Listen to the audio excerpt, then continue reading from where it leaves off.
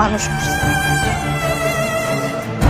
তাদের কষ্টের উপার্জন দিয়ে আমাকে পড়াশোনা শিখাইছে, মানুষের মতো মানুষ করছে। তাদের কষ্টের ফল আপনারা কেন ভোগ করবেন?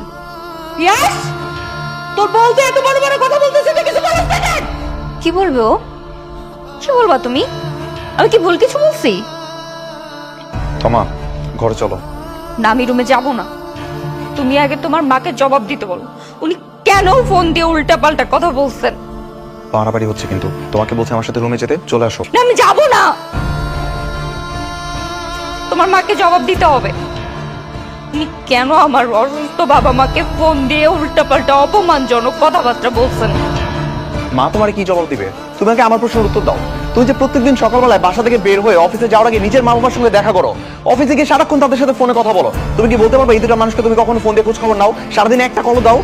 না, দেই নাই, কারণ তার দরকারই পড়ে না।